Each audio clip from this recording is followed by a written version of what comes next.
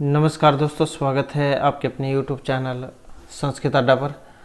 दोस्तों, आज की जो वीडियो इसमें हम करने वाले हैं आपका सी टेट जुलाई जो 2023 में जो आपका एग्ज़ाम होगा, तो इसके लिए जो हम यहाँ पर पूर्व जो एग्ज़ाम हुए हैं इनमें जो क्वेश्चन पूछे गए हैं तो उनको जो आज की वीडियो में हम यहाँ पर करने वाले हैं। और जैसे कि आपको पता ही है, सी टेट के जो अभी फार्म जो भरे जा रहे हैं, तो जो कैंडिडेट रह गए हैं वो फॉर्म फिल कर सकता है। और यहाँ पर जो हम क्वेश्चन करने वाले सभी के सभी जो महत्वपूर्ण है, क्योंकि इसी प्रकार के जो क्वेश्चन है वो आपको एग्जाम में देखने को मिलेंगे। तो सभी के सभी महत्वपूर्ण हैं। अगर आप हमारी इनसे पहले वाली को जो वीडियो है उसको अगर आप देखना चाहते हैं तो इसे आप हमारे चैनल की प्लेलिस्ट में जाकर देख सकते हैं। और वीडियो शुरू करने से पहले अगर आपने अब तक हमारे चैनल को सब्सक्राइब नहीं किया तो सब्सक्राइब कर लीजिएगा। तो जैसे कि आपने जब फार्म फिल किया होगा तो उसमें आपको दो ऑप्शन भरने आए होंगे, लैंग्वेज 1 और 2 वाले। तो आप एग्ज़ाम में देख लीजिएगा आपने लैंग्वेज 1 सेलेक्ट किया है या लैंग्वेज 2।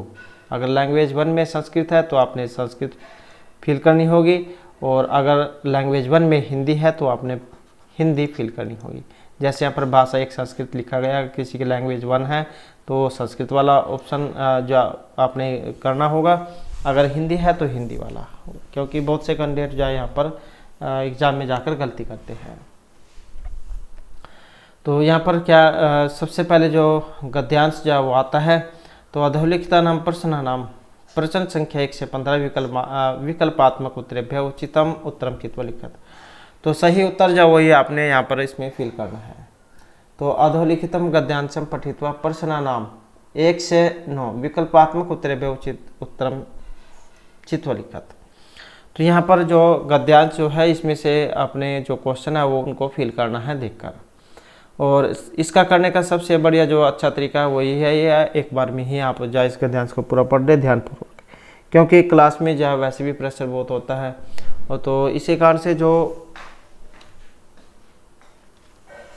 तो इसका जो सबसे अच्छा जो तरीका है एक बार में आप जो इसको जो पढ़ लें, क्योंकि क्लास जो होती है एग्ज़ाम उसमें बहुत दिमाग के ऊपर प्रेशर होता है और ध्यान भी जा बहुत भंग होता है, क्योंकि कभी जा साइन कराने के लिए आ रहा है टीचर और कभी जा कुछ के लिए, तो क्योंकि कक्षा में समय भी जा बहुत कम होता है एग्ज़ाम में, तो इसलिए जो है आप जो भी गद्यांश है उसको एक बारे में ही जो ध्यानपूर्वक पढ़ ले, ताकि आपको बार बार जो उसमें पढ़ना ना पड़े और एक बार में ही आप सभी क्वेश्चनों को भी फिल कर ले। तो यहाँ पर गद्यांश इसमें क्या कहा गया है कि पुरा वृत्तरासुरा देवान भृशम अपीड़ित। पूरा मतलब जो प्राचीन समय इसमें वृत्तरासुर नाम का जो राक्षस है ये देवताओं को बहुत पीड़ित करता है, पीड़ित करता था। इंद्र आदि हैं देवा प्रजापति उपागच्छन। इंद्र आदि जो देवता हैं वो प्रजापति विधाता जो है उनके पास आगच्छन जाते हैं। गच्छन जाना, आगच्छन आए या पास गए, उप है जैसे उपनिषद है पास जाना, तो प्रजापति के पास गए। तान प्रजापति ही आगमनस्य कारणम अपृच्छत। तान प्रजापति ही आगमनस्य, प्रजापति जब उनको आने का कारण पूछते हैं। आगमनस्य कारणम अपृच्छत, पृच्छत जाए पृच्छ धातु हो गई, और लंग लकार प्रथम पुरुष एक वचन में बनता है अपृच्छत। देवा अवदन देवता जो है वे बोलते हैं या देवताओं ने कहा, प्रभु वृत्तरासुर आसमान पीड़ित थी। वृत्तरासुर जो है ये हमको पीड़ित कर रहा है। और जैसे कि आपने अगर यूजीसी नेट के भी एग्ज़ाम दिए हों तो आपको इनके विशेषण जो ये भी पता होगा कि वृत्तरासुर जो है किन के लिए आता है। तो इंद्र जो देवता है उनके लिए इस शब्द का प्रयोग किया जाता है वृत्तरासुर। वृत्तरासुर जहाँ उनका वध किया गया था इंद्र के द्वारा, इंद्र जो देवता हैं। तो प्रभु वृत्तरासुर आसमान पीड़ित, ये जो कि है प्रभु वृत्तरासुर जो राक्षस है वो हमको पीड़ित करता है। तस्य शक्ति समक्षम स्थातुम न सुखनों में है, और उनकी जो शक्ति है उसके सामने हम क्या ठहर नहीं सकते हैं। वयम स्थातुम, हम सब जो है वो रोक नहीं सकते, या हमारी शक्ति इतनी है कि हम उसके सामने खड़े रह सकें। प्रजापति है अवनत, प्रजापति ने बोला, ये कहा, हरि एवं आसमान रक्षितुम समर्थ है, कि हरि जो है भगवान हरि वे ही आसमान रक्षितुम समर्थ है, वे ही हमारी रक्षा करने में समर्थ हो सकते हैं। तमेव शरणम गच्छामि, तम इसलिए तुम जो है उसी की ही शरण में जाओ। या गच्छामि है, जैसे तमेव शरणम गच्छामि, इसलिए हमें उनकी शरण में जाना चाहिए। उसके बाद है देवई साकम वैकुंठम गत्वा प्रजापति सर्ववृत्तांत न्यायविदित। देवताओं के साथ वैकुंठ जाकर प्रजापति के सामने सारा जो निवेदन है वो बताते हैं, या उनके सामने निवेदन करते हैं, या जो भी घटना है वो बताते हैं। यहाँ पर साकम सह साकम शारदम समम आपने पढ़ा होगा, तो देवई साकम मतलब तृतीय विभक्ति जा यहाँ पर इसमें रहती है, और गत्वा में गम धातु खत्वा प्रत्यय है। तो देवताओं के साथ वैकुंठ जाकर प्रजापति सर्व वृत्तांतम न्यायविदित, प्रजापति जो सारा वृत्तांत जो वो बता देते हैं। तत्श्रुत्वा हरि कथित, यह सुनकर जो हरि हैं भगवान हैं वो कथित कहते हैं, या उन्होंने कहा। और जो श्रुत्वा है यहाँ पर भी जो कत्वा प्रत्यय उसका प्रयोग किया गया है। कत्वा में जब हम कत्वा प्रत्यय प्रयोग करेंगे तो ये जो आधा जो अक्षर है इसका लोप होकर तवा शेष बचता है। आसानी से आप एकदम से देखते ही पहचान जाओगे कि कौन सा प्रत्यय है।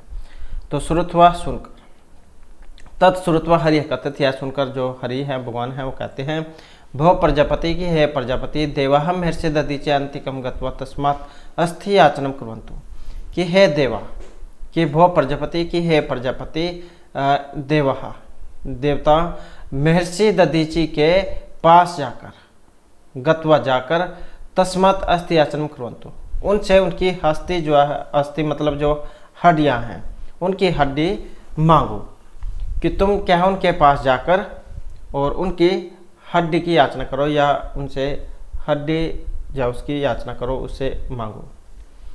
तस्य हस्ति भी वज्र आयुधम घटित, और उनकी जो हड्डी है उससे वज्र आयुध जो है अस्त्र जो है इसका निर्माण करो। तेन वृत्रसुरम हंतुम असुरांचा जेतुम परिषद, और उससे वृत्रासुर को मारकर और असुरांचा जेतुम, असुरों को तुम जीत सकते हो।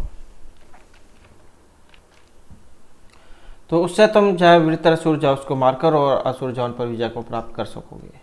ततः सर्वे देवा दधीचे तपोवनम अगच्छन्, उसके बाद वे सभी जो देवता थे वे दधीची जो ऋषि हैं उनके आश्रम में तपोवन में आगच्छन गए। तस्या तपोवनम कपि नाम क्रीड़ा भी हरि नाम विहारय अलिनाम गुंजने च रमणीयम आसीत। तस्या तपोवनम, उनका जो तपोवन जो था, आश्रम जो था, वह कपि नाम बंदर के जो क्रीड़ा थी, खेल थे, और हरि नाम विहारय, हिरण जो थे उनके विहार के द्वारा, और अली नाम गुंजने, भंवरे जो होते हैं उनके गुंजार से, रमणीयम आसीत, रमणीय था, मनोहर था, सुंदर जा हो रहा था। कि उनका जो तपोवन है, आश्रम है, जो महर्षि दधीची जो है उनका आश्रम, बंदरों की जो खेल क्रीड़ाएँ हैं, हिरण का जो घूमना फिरना है विहार, और भंवर की जो गुंजन थी उससे सुंदर हो या लग रहा था। देवहा दधीचे आश्रम प्रवेशन, देवता जो हमें महर्षि दधीची के आश्रम में प्रवेश करते हैं। तत्तऋषि भी प्रवृत्तम देदीप्यमान दधीची में पश्यम, उसके बाद ऋषि जो है ये चारों ओर से घिरे हुए और देदीप्यमान दधीची दिखाई देते हैं या देखते हैं। तो इस प्रकार से जो है यहाँ पर ये गद्यांश है। आपको यहाँ पर जो पता इस गद्यांश में पता लग चुका होगा कि क्या कहा गया है। तो यहाँ पर जो वृत्रासुर जो है उससे पीड़ित हुए देवता जो है ये जो यहाँ पर दधीची जो है इनके आश्रम में आते हैं, ताकि जो वृत्रासुर जो है उनसे छुटकारा मिल सके, उनके कष्टों से, उनके जो वे कष्ट दे रहे थे, दुख दे रहे थे। उसके बाद है यहाँ पर अस्थि भी किम घट्यत। पहला क्वेश्चन है जो हड्डियाँ जो थी, अस्थि किम घट्यत, उससे क्या बनाया गया था। गदायुद्ध, गोलायुद्धम, गुटिकाम या फिर वज्रायुद्धम। तो जो हस्ती जो है ये हड्डियाँ उनसे बनाया गया था, और उसमें जो ऑप्शन डी वाला माना गया है। तो वज्र आयुद्धम, वज्र का जो अस्त्र है वो बनाया गया था। तो अस्थि भी वज्रायुधम घट्य, संस्कृत गद्य खंड के अनुसार देवताओं ने महर्षि दधीची से उनकी अस्थि को मांगा, और उससे अस्थि से वृत्रासुर को मारने के लिए वज्र आयुध इसका निर्माण किया गया था। और इंद्र जो है जिस अस्त्र को धारण करते हैं, और उस अस्त्र का प्रयोग वृत्रासुर जान को मारने के लिए किया गया था। इसलिए जो इंद्र देवता है उनको वृत्रासुर जो राक्षस है उसका वध करने के लिए जाना जाता है। उसके बाद जो नेक्स्ट क्वेश्चन आ जाता है हमारा, वानरा नाम इति पदस्य पर्याय शब्द है अत्तर अनुच्छेदे प्रयुक्त है। एक यहाँ पर शब्द आया है वानरा नाम, वानर वानरा नाम। जैसे आपने राम का शब्द रूप पढ़ा होगा, राम का रामा नाम होता है, ऐसे ही वानरा नाम। तो इसमें यहाँ पर इसका पर्याय कौन सा आया है, तो पर्याय ही यहाँ पर इसमें जब पूछा गया है। आसान है, आप एकदम से जब पहचान जाओगे। जैसे रामा नाम होता है तो कौन सा हो जाएगा, ऑप्शन डी वाला हो जाएगा। वानर जो है, वानर का पर्याय क्या होता है, बंदर होता है। बंदर को क्या कहा जाता है, कपि कहा जाता है। तो यही जो है गद्यांश में आया था कपि नाम, क्योंकि ये आली तो भंवरे होते, ये नदी है, ये हिरण है। तो यहाँ पर कपि का प्रयोग किया गया है, कपि नाम। विभक्ति भी अगर एग्जाम में पूछी जाए तो ये षष्ठी विभक्ति जो होती है, षष्ठी विभक्ति बहुवचन, तो उसमें जो है बना है। उसके बाद आ जाता है यहाँ पर वृत्रासुरम हंतो असुरांचा जेतुम परिष्यते थे प्रजापतिम कह उक्तवान, कि वृत्रासुर को अगर मारना चाहते हो और असुर पर विजय को प्राप्त करना चाहते हो तो इति प्रजापतिम क्या उक्तवान, यह जो बात है प्रजापति को कही, किन के द्वारा कही गई थी। कह उक्तवान हरि ही वृत्रासुर है ददीची या ऋषि ही।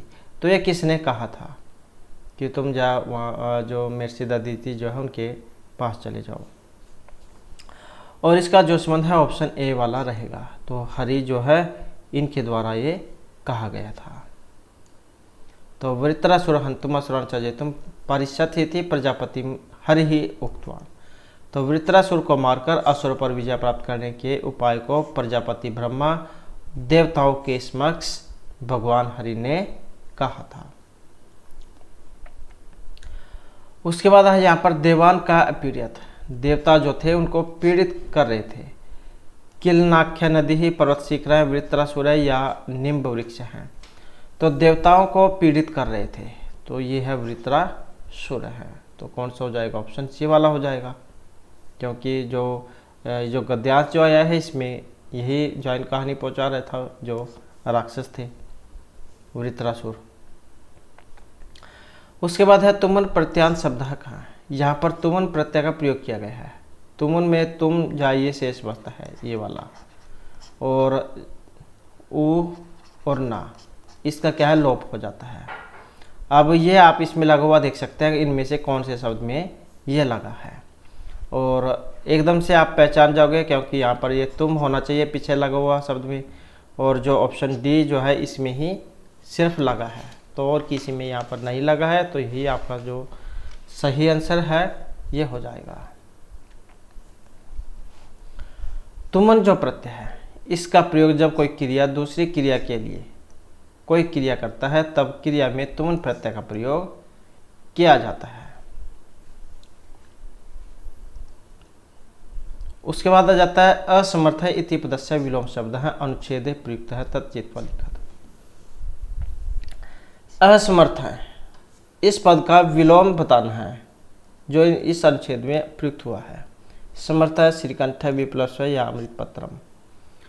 तो असमर्थ है इसका विलोम कौन सा बनेगा, और इसका हो जाएगा ऑप्शन ए वाला, समर्थ असमर्थ है।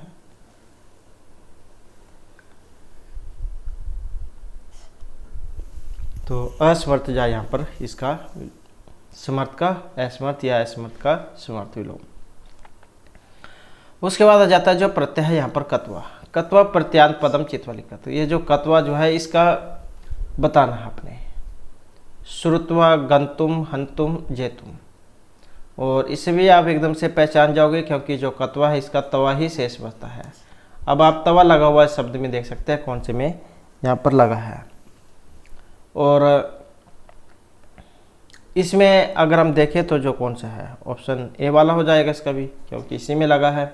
अगर एग्जाम में ये आ जाता कि बताओ भाई किस में जाए ये तुमुन यहाँ पर अगर होता तुमुन प्रत्यय, मतलब तुमुन प्रत्यय ये वाला, कि बताओ ये तुमुन प्रत्यय से अलग यहाँ पर कौन सा प्रत्यय है, तो तुमुन से अलग फिर ये वाला होता कत्व प्रत्यय, क्योंकि इन सभी में गंतुम, हंतुम, जेतुम, तुमुन जो प्रत्यय है उसका यहाँ पर प्रयोग किया गया है। जी धातु तुमुन हो गया, हन धातु हो गया तुमुन, और ये गम धातु हो गया तुमुन।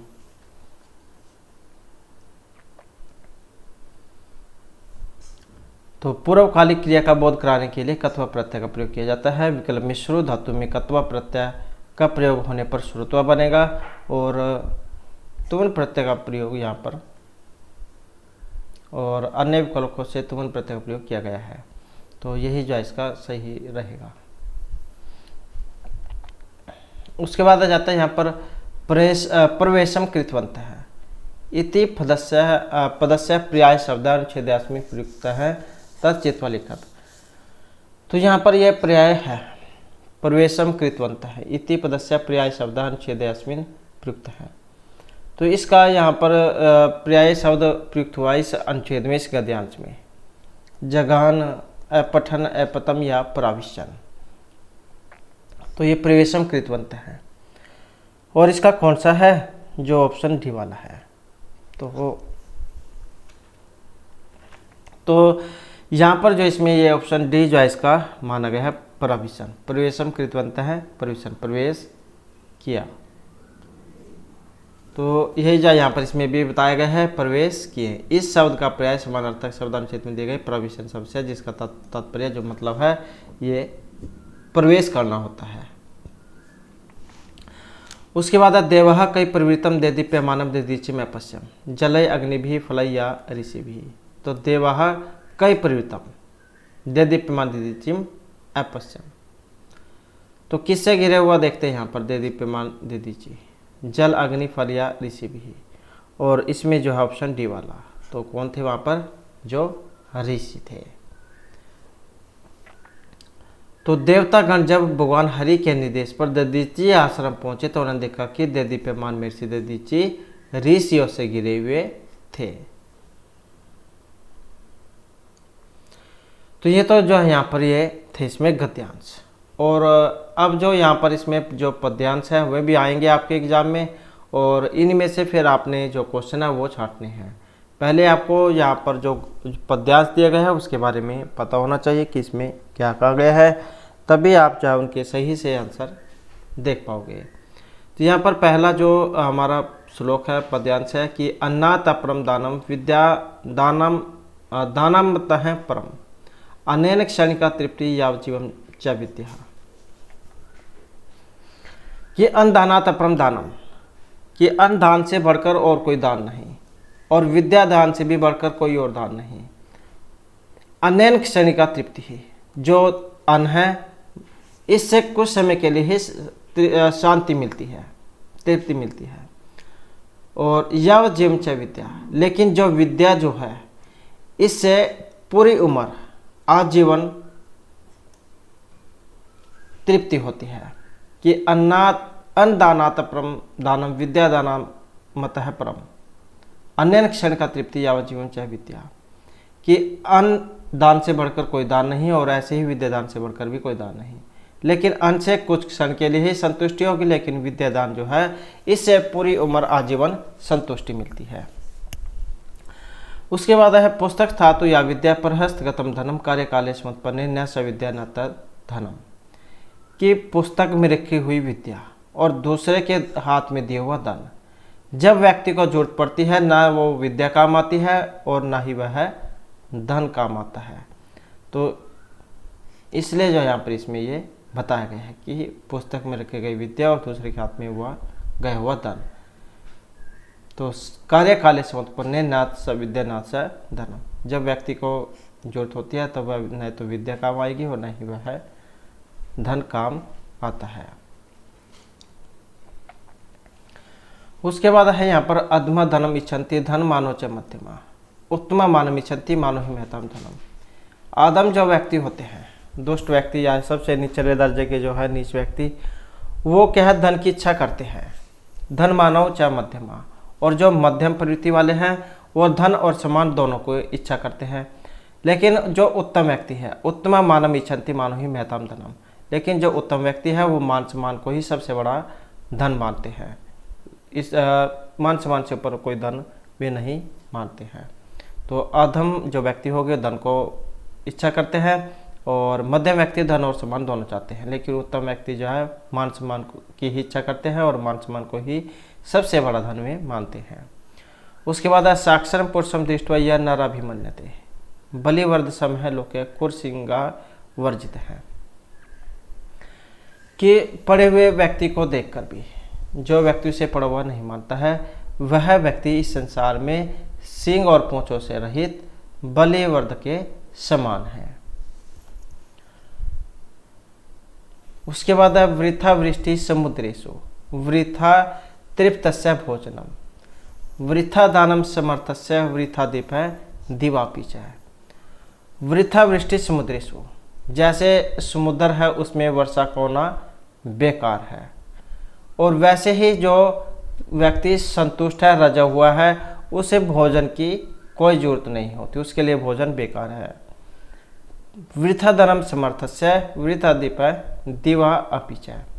वैसे ही अगर कोई पहले ही संपन्न है, अमीर है, तो उसे दान देने से कोई फायदा नहीं। जिस प्रकार दिन में दीपक जलाना बेकार होता है।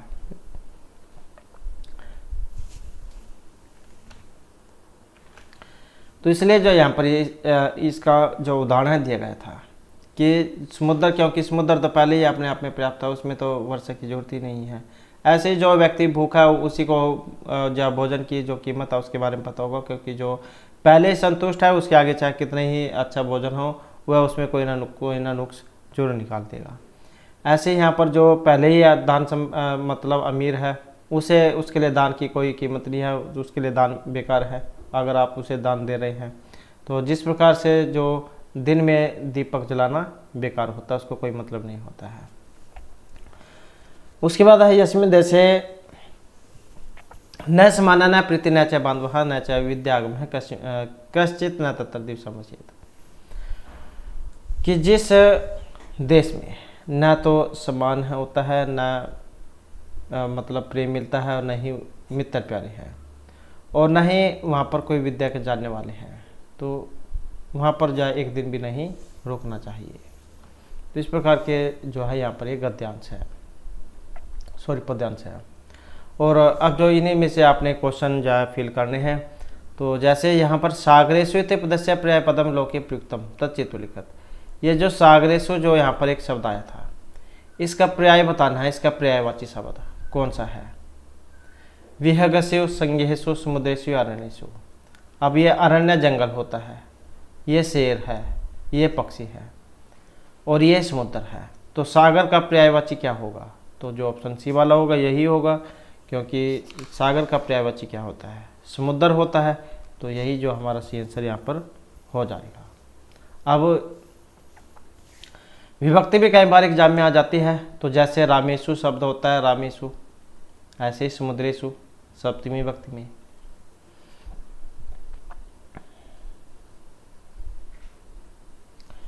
उसके बाद है यहाँ पर अपमान है, इति पदस्य विलोम शब्द है श्लोके प्रयुक्त तच्चित्व लिखत।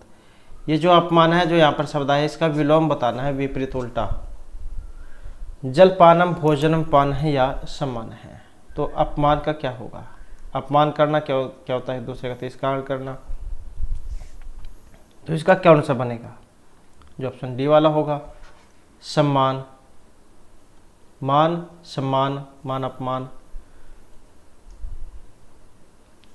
तो अपमान इति शब्द से विलोम शब्द श्लोक के सम्मान है प्रयुक्त अर्थात अपमान है, इसका जो विलोम है इस श्लोक में सम्मान पद आया है।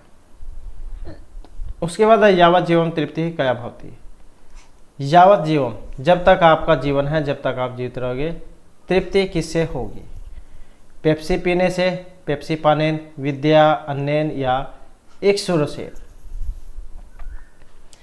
तो जब तक आप जीवेंगे तृप्ति रहेगी, और इस प्रकार की जो तृप्ति होगी जब तक आप जीवित रहेंगे, तो ये जो संतुष्टि है, तो इस प्रकार की संतुष्टि केवल विद्या से ही मिल सकती है।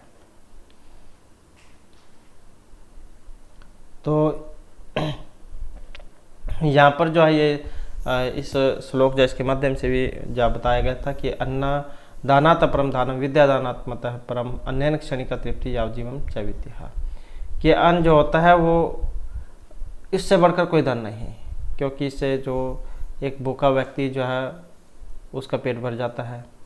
और विद्या दानात अपरम दान परम, कि विद्या जो दान है इससे भी बढ़कर कोई दान नहीं, क्योंकि बिना खर्चे के है। और अन्न से तो क्या है, यहाँ पर कुछ समय के लिए तृप्ति हो सकती है, क्योंकि एक बार आपने भोजन कर लिया तो दूसरे टाइम में आपको दोबारा से भूख लग जानी है। लेकिन ये जो विद्या जो है, इससे अगर आपका पेट भर गया तो कभी भी आपको भूख नहीं लगेगी। तो यावत जीवन चाहे विद्या, तो विद्या जो होती है इससे आप जीवन भर तक संतुष्ट रहोगे। उसके बाद कीदृशम धनम कार्यकाले लाभप्रदम न भवति, किस प्रकार का धन जो है ये समय आने पर काम नहीं होता है। पर हस्तगतम निज हस्तगतम मातुहु या पितुहु हस्तगतम, दूसरे के हाथ में जाने पर, अपने हाथ में जाने पर, माता के हाथ में जाने पर या पिता के हाथ में जाने पर। और इसमें जो है ऑप्शन ही वाला है। तो धनम कार्यकाले लाभप्रदम न भवति, जो दूसरे के हाथ में जो धन चल जाता है, क्योंकि उसका ये भरोसा नहीं होता है कि जब आपको जरूरत होगी उस टाइम पे वो दे देगा भी या नहीं देगा, या अपने कहने से मुकर जाएगा। तो इसी प्रकार से जो यहाँ पर एक पुस्तक में जो रखी हुई विद्या है उसके बारे में बताया गया था। जब तक आप उसको पढ़ोगे नहीं तब तक उसका कोई महत्व नहीं है। तो परहस्तगतम धनम कार्यकाले लाभप्रदम न भवति, उपयुक्त पदान से तात्पर्य कि दूसरे के हाथ में गया धन समय आने पर लाभकारी नहीं होता है। उसके बाद है मान है केशाम धनम भवति, महताम क्षुद्र नाम पशु नाम या फिर पक्षी नाम। तो मान है केशाम धनम भवति, मान सम्मान जाए किसका धन होता है। और इसमें जो देखे जो ऑप्शन ए वाला है महताम, जो अच्छे व्यक्ति जो होते हैं, सज्जन व्यक्ति, तो उन्हीं के लिए मान सम्मान क्या सबसे बड़ा धन होता है। ये एक शूद्र है, नीच व्यक्ति, ये पशु है, ये पक्षी है। तो जो उत्तम व्यक्ति जो है उन्हीं के लिए मान सम्मान सबसे बड़ा धन होता है। तो माना महत्तम धन भवति, अर्थात अधम पुरुष धन की इच्छा करता है, मध्यम लोग धन को अधिक महत्व प्रदान करते हैं। लेकिन जो उत्तम लोग होते हैं वो मान सम्मान की इच्छा करते हैं। लेकिन माननीयों का मान सम्मान ही सर्वोत्कृष्ट धन होता है, इसलिए माननीयों का धन माना गया है। उसके बाद है यहाँ पर कत्वा प्रत्यांत पदम चित्व लिखत। तो कत्वा वाला बताना है इसमें कौन सा है, इच्छन्ति है, तृप्ति है, दृष्टवा है या फिर अभिमन्यते है। जैसा कि हमने पहले भी देखा था इसमें और आपको बताया था। तवा जो इसमें आपको लगा हुआ यहाँ पर दिखाई देगा। अब तवा वाला आप इसमें देख सकते हैं कौन सा है। और जो ऑप्शन सी है इसमें यहाँ पर इसमें तवा है तो यही हो जाएगा। अब एग्जाम में यहाँ पर धातु भी पूछी जा सकती है, तो यहाँ पर दृश्य धातु है ये देखने अर्थ में, और कत्वा प्रत्यय दृष्टवा जो इसका यहाँ पर हो जाएगा। उसके बाद जो आ जाता है यहाँ पर नेक्स्ट, और अब जो हमारे यहाँ पर जो पैडागोजी जो है उससे क्वेश्चन आ जाते हैं, क्योंकि आप जैसे यहाँ पर गद्यांश पद्यांश जो होते हैं उनमें से क्वेश्चन आते हैं, इसी प्रकार से जो बाल विकास है उसमें से भी जो क्वेश्चन पूछे जाते हैं। तो यहाँ पर क्वेश्चन है कि कस्मिंश्चित् पाठे उपस्थितस्य चित्रस्य प्रति प्रकृति वा कथम प्रयोगः क्रियते। एतत् पुस्तकस्य अदृश्य संकल्पनाम् अवबोधे साहाय्यं करोति। पाठस्य रचना कठिना भवति किन्तु तस्य चित्राणाम् अङ्कनं सरलम्। पाठ्यपुस्तकेषु पाठेषु च प्रतिकृतीनाम् उपस्थिते इदानीं चलनम् अस्ति या एतत् पाठ्यपुस्तकम् आकर्षकं करोति। तो किसी पाठ्यपुस्तक में जो उपस्थित चित्र प्रवृत्ति या प्रकृति का प्रयोग कैसे कर सकते हैं। कस्मिन् पाठ्ये उपस्थित चित्रस्थ प्रकृति वा कथम प्रयोग क्रियते। और इसका जो यहाँ पर प्रयोग जो है ऑप्शन जो है ए वाला माना गया है। एतत् पुस्तकस्य अदृश्य संकल्पनानाम् अवबोधे साहाय्यं करोति ही। कि किसी पाठ्य पुस्तक में उपस्थित प्रयुक्त चित्तर प्रति कृतियाँ पुस्तक की अमूर्त संकल्पनाओं को मूर्त रूप में समझने हेतु सहायता करती है। इसलिए प्राथमिक स्तर पर पुस्तकों में प्रयुक्त चित्तर कृतियाँ बच्चों के अवबोधन में सहायता करती है। आपने देखा भी होगा, ज़्यादातर जो छोटे बच्चे जो होते हैं उनकी जो पुस्तक है, जैसे कोई लेसन है, उसी के सामने क्या उसमें चित्तर बना हुआ होता है, तो इससे क्या है उन्हें एकदम से समझ जाते हैं कि भाई यहाँ पर इसके बारे में कहा गया है, तो एकदम से उनके याद भी आ जाता है और पुस्तक जो ऐसे अच्छी लगती है, साथ में जो है उनके पढ़ने में भी सहायता करता है।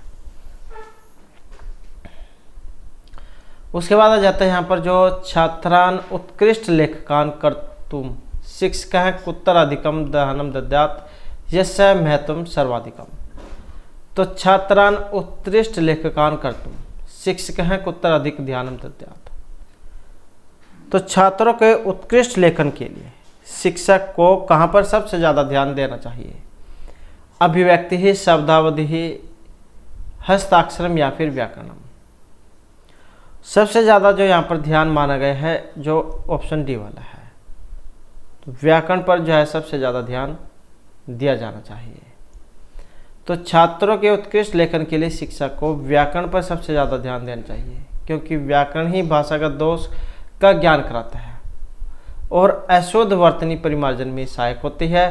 अशुद्ध वर्तनी के प्रयोग से उत्कृष्ट लेखन संभव नहीं हो सकता।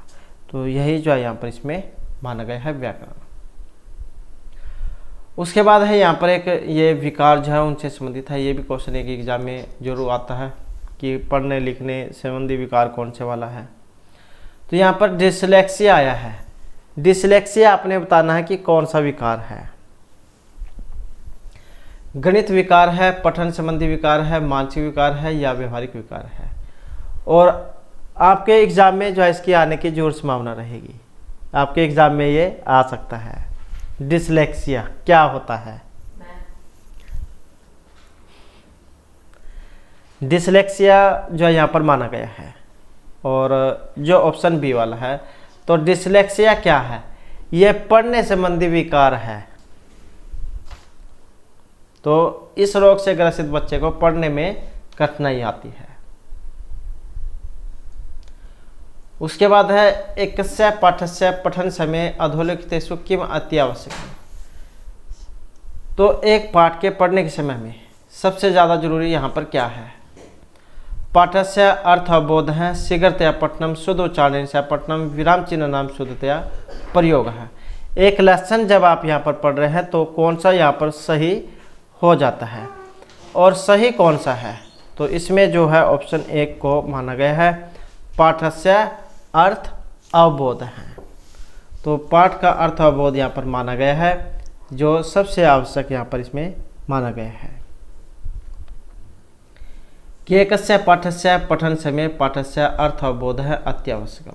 अर्थात प्राथमिक स्तर पर छात्र द्वारा किसी पाठ को पढ़ते समय सबसे जो आवश्यक है उस पाठ के अर्थ का जो बोध होना माना गया है।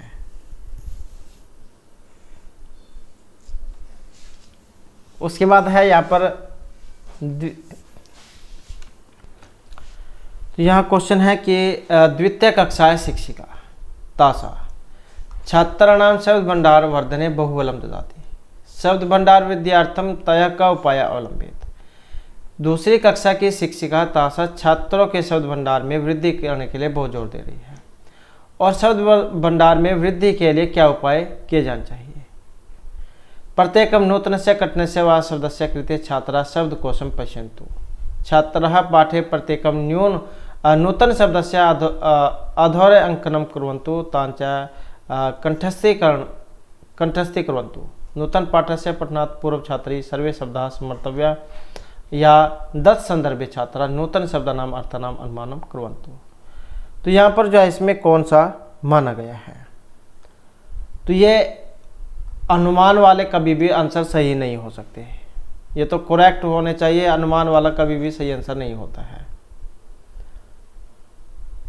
और नूतन पाठस्य पठनात् पूर्व छात्रे सर्वे शब्दाः स्मर्तव्या, सभी शब्दों को याद करना चाहिए।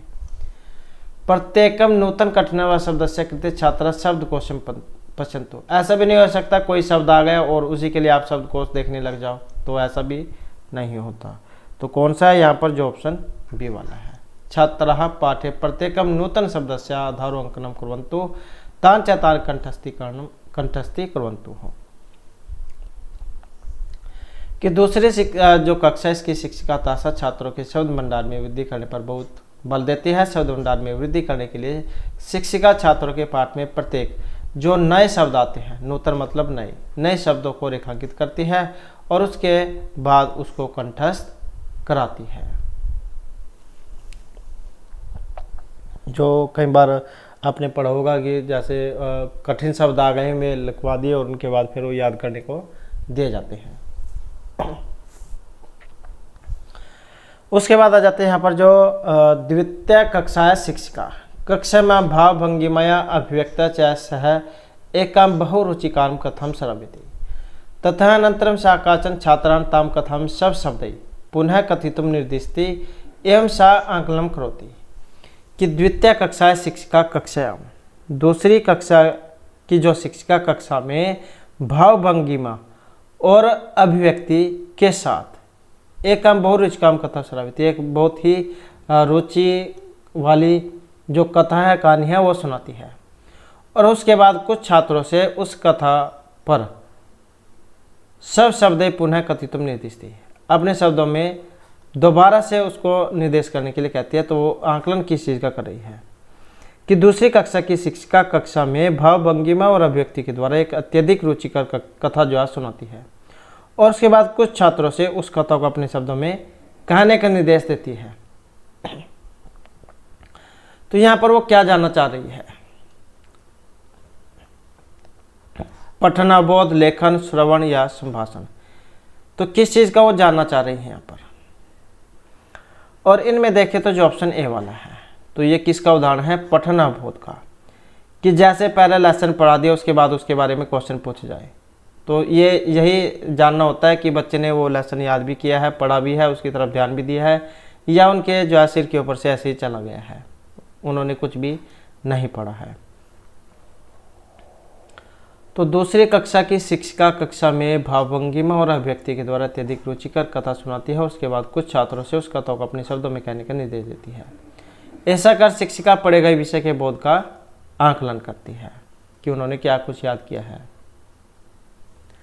उसके बाद कक्षा मुद्रण समृद्ध वातावरण इत्यस्य अभिप्राय है। कक्षा जो होती है उसमें मुद्रण जो समृद्ध वातावरण है, इससे क्या मतलब है, प्रिंट रिच इन्वायरमेंट से, अर्थात कक्षा में मुद्रण संबंधी वातावरण। स्थूलतरे अक्षरे वर्णमालायाः स्कोरपत्राणां भित्तिषु आलेखनम् सुंदर कविता भी तासां चित्रै च भित्तीनाम् आलेपनम् कक्षायाः भित्तयः रंगिताः सन्ति या पठितेन विषयेन संबंधितानां लिखित सामग्रीणां भित्तिषु आलेखनम्।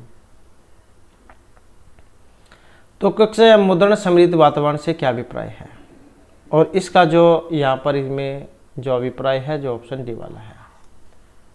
तो इसमें क्या कहा गया है कि पाठितेन विषयेन संबंधितानां लिखित सामग्रीणां भित्तिषु आलेखनम्, कि कक्षा में मुद्रण संबंधित वातावरण का अभिप्राय पढ़ाते हुए विषय से संबंधित लिखित सामग्रियों का भित्ति पर आलेखन मतलब चित्रण करने से माना गया है। भित्ति का मतलब क्या होता है, दीवार। उसके बाद है प्रथम कक्षाया भाषा पुस्तके आदौ वर्णमाला दीयते ततः द्वयर अक्षर शब्दः अनन्तरं त्रय अक्षर शब्दः अनन्तरं च कथा कविता च एवं पुस्तके का पद्धति अनुसरितः। कि प्रथम कक्षा की जो भाषा पुस्तक है इसमें शुरू में वर्णमाला दी जाती है, या आपने जो संस्कृत की है या हिंदी की है जो किताब पुस्तक पढ़ी होगी उसमें शुरू में तो स्वर व्यंजन दिए गए होते हैं अ, ई। उसके बाद फिर शब्द वर्ण, और इस प्रकार से जब बढ़ते चले जाते हैं फिर बाद में जहाँ सबसे लास्ट में देखा होगा आपने उसमें क्या है शब्द पत्तर में आते हैं, अलंकार वगैरह हो गए। तो इस प्रकार से आते हैं, पहले क्या आसान होते हैं और उसके बाद थोड़े मुश्किल। तो ऐसे जो यहाँ पर भी इसमें कहा गया कि प्रथम कक्षा की भाषा पुस्तक में शुरू में वर्णमाला दी गई है, उसके बाद में 2 अक्षर वाले शब्द हैं, उसके बाद में 3 अक्षर वाले शब्द हैं, और उसके बाद में यहाँ पर कथा और कविताएं हैं। तो इस प्रकार की जो पत्ती है ये हमें क्या बताने की कोशिश कर रही है, या ऐसा किस लिए किया जाता है। और इसमें जो माना गया है अनुशासनात्मक पत्ती, पाठ्यचर्या रूपरेखा, ऊर्ध्वगामी या अधोगामी। तो इसका जो मतलब है यहाँ पर ऑप्शन सी जो है ऊर्ध्वगामी जो पत्ती है उससे इसका अर्थ लिया गया है कि प्राथमिक स्तर की भाषा पुस्तकों में प्रथम कक्षा सर्वप्रथम वर्णमाला, उसके बाद 2 अक्षर वाले शब्द, 3 अक्षर वाले शब्द, उसके बाद शब्द और कविताएं होती हैं। तो यह पत्ती पुस्तक में ऊर्ध्वगामी पद्धति का अनुसरण करती हैं, आसान से मुश्किल की तरफ। पहले जो है वर्ण सीखे जाएंगे, उसके बाद 2 अक्षर वाले शब्द सीखे जाएंगे, फिर 3 वाले। जब उनके सारे इनके बारे में पता लग जाएगा तब लेसन पाठ में आ जाएंगे। उसके बाद एक पठनगत समस्या, पढ़ने वाली एक समस्या है, पढ़ने से संबंधित। डिस्काकुलिया, डिस्ग्राफिया, डिस्फोरिया है, यहाँ पर डिसलेक्सिया है, डिस्ग्राफिया है। तो पढ़ने संबंधी एक विकार है, जो बीमारी कह सकते हैं आप, या एक विकार है। और एक क्वेश्चन जो एग्जाम में जरूर आता है पेडागोजी में, चाहे आपका सीटेट है या कोई भी अन्य एग्जाम है, एक न एक क्वेश्चन जो है ऐसा देखने को जरूर मिलता है। तो यहाँ पर जो इसमें रहेगा जो ऑप्शन डी वाला है। तो डिसलेक्सिया जो यहाँ पर पढ़ने संबंधी एक बीमारी है, विकार है। और ये डिस्ग्राफिया का संबंध लिखने से है।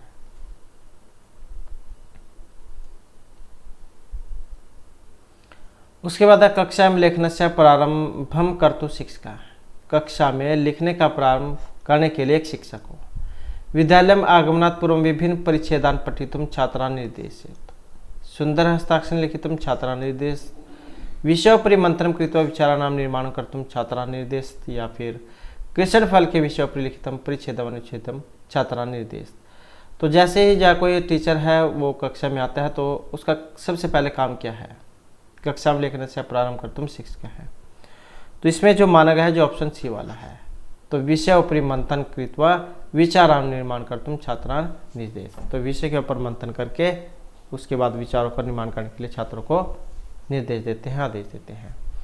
तो कक्षायाम लेखन से प्रारंभ कर तुम शिक्षक विषय ऊपरी मंथन कृत्वा विचारानाम निर्माण कर तुम छात्रान निर्देश, अर्थात कक्षा में शिक्षक के द्वारा लेखन कार्य प्रारंभ करने के पूर्व शिक्षक विषय पर मंथन करके विचारों का निर्माण करने के लिए छात्रों को निर्देश देगा। उसके बाद है बालेन मातृभाषा अधिग्रहण भवति प्रमुखतया। तो बालक जो है जब शुरू में प्री कक्षा आप कह सकते हैं, तो मातृभाषा जो होती है उसमें ही सीखने के लिए कहा जाता है, उसमें शिक्षा देने के लिए कहा जाता है। लेखन औपचारिक शिक्षण व्यवस्था श्रवण या संभाषण, तो इसका संबंध इनमें से किससे माना गया है।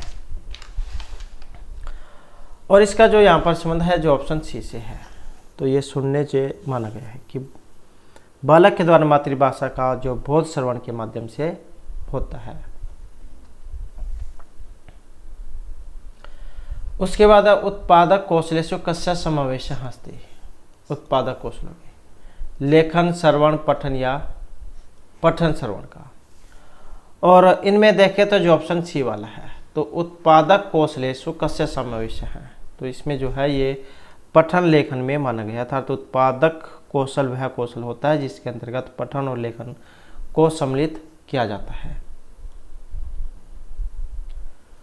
उसके बाद है करुणा नामना तृतीय कक्षाया शिक्षिका एकाम कविताम पाठित्वा कक्षा छात्रान कश्चित कार्यम ददाति। तो करुणा नाम की जो तीसरी कक्षा की शिक्षिका एकाम कविताम पठित्वा, एक कविता को पढ़ाकर कक्षा छात्रान, कक्षा के जो छात्र हैं उनको कुछ कार्य देती है। आधोलिखतेषु किम कार्यम तया दीयताम, तो यहाँ पर कौन सा कार्य उन्हें दिया जाना चाहिए, ये छात्रा सक्रिय रूपेण भाग ग्रहण करी हो, जिससे जो छात्र हैं वो सक्रिय रूप से भाग लें। यथा पाठे दत्तम तथा कविता प्रत्येकम पंक्ति कंठस्थीकरणम कर्तु छात्र पर निर्देश, जैसे उन्हें पाठ याद करने के लिए दिया जाए तो प्रत्येक पंक्ति को याद करने के लिए कहा जाए। कविता नवीन शब्दान प्रयुज्य वाक्य निर्मातुम छात्र पर निर्देश, कविता में जो नए शब्द आए हैं उनको लेकर वाक्य निर्माण करने के लिए कहा जाए। या कविताएं अंत प्रदत्तनम प्रश्नम उत्तरम लेखितुम छात्रेभ्य निर्देश, या फिर कविता के अंत में जो शब्द आए हैं उनको लिखने के लिए निर्देश दिए जाए, या फिर समूह विभज्य कविता सब व्याख्यादात्मक छात्र निर्देश, या फिर समूह में उनको बांटकर कविता की जो व्याख्या है वो आप लिखने के लिए कहा जाए। तो कौन सा जो है यहाँ पर इसमें माना गया है, और इनके अनुसार जो माना गया है ऑप्शन सी वाला, कवितायाः अन्ते प्रदत्तानां प्रश्नानाम् उत्तरं लिखितुं छात्रेभ्यः निर्देश।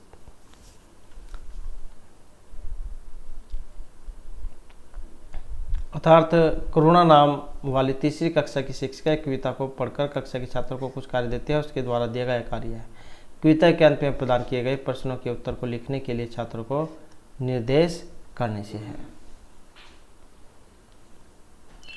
नेक्स्ट है यहाँ पर भाषा या अधिग्रहण। भाषा या अधिग्रहण विषय का उक्ति समीचीन है। प्रत्येकं बालस्य भाषाधिग्रहणस्य जन्मजाता शक्तिः अस्ति। बालाः विभिन्न स्तरोत्तेभ्यः भाषा अधिगमं कुर्वन्ति।